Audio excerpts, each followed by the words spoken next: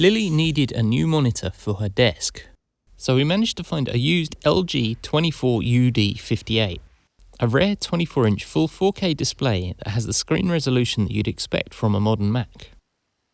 The display arrived and it was in good shape, but the stand left a little to be desired. It wasn't offensive in its looks, but it was unsurprisingly wobbly. We also quickly realised that if Lily was going to use it as her primary display, it didn't have a built-in camera, which meant that all of her video meetings would end up with this weird 3/4 camera angle where you're never actually looking at the person you're talking to. We gave Apple's continuity camera feature a go, and the video quality was dramatically better than the built-in webcam, so we got a bracket to mount it to the screen. This bracket was also a bit unsurprisingly wobbly, and had the extra downside of blocking out a portion of the display when you tried to use it. I noticed that LG had VESA mounting holes on the back, so I naively assumed that we could find a nicer VESA stand for the monitor. Everything was expensive and just as ugly as what came with the monitor, so I figured that I could do better.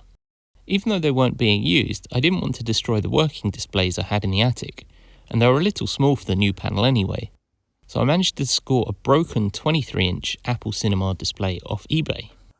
The product description in its entirety read, "Don't expect it to work," which suited me as I didn't need it to work, and I paid all of £18 for it. A few days later I was pleased to find it at my door, so I got straight into dismantling it.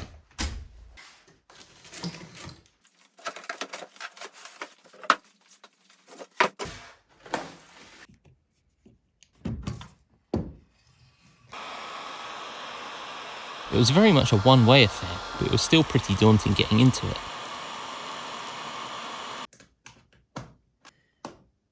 Eventually I got the bit I wanted, which was the case, free, so I marked it up and took it down to the workshop. I put a blade for cutting aluminium in my circular saw and took the plunge. It cut really nicely, and conveniently Apple's cable hole aligned well with the protrusion that the LG stand left in its monitor, which couldn't have worked out better. I checked what size the thread was on the VESA mount, and by fluke it was the first one I tried, so I got some bolts and nylon spacers ordered before finishing the job.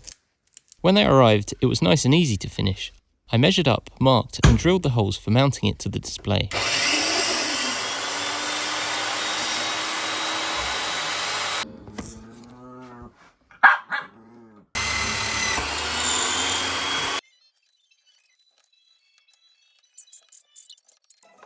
And that worked shockingly well. So I went on to the next bit, adding a better mount for the phone camera. I thought about it for a minute and concluded the easiest solution was to bend a little tab to mount a cheap phone clamp to. So I cut the tab out and took the time to tidy up and round over on my corners while I was at it. Bending the flap was another little leap, but it worked well.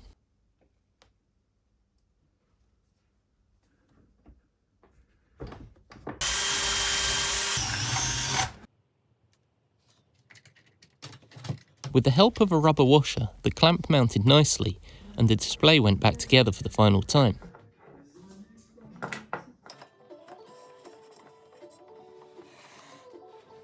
It's turned out about as well as I could have hoped. The display not only looks much better, but is way sturdier now too. And the camera works really well without obscuring anything on the display either. Having the massive Apple logo on the back seems a bit silly, but then we're never going to look at that bit. It's against the wall. It feels good to do a bit of upcycling though, as they call it. Worth a couple of afternoons of work if I do say so.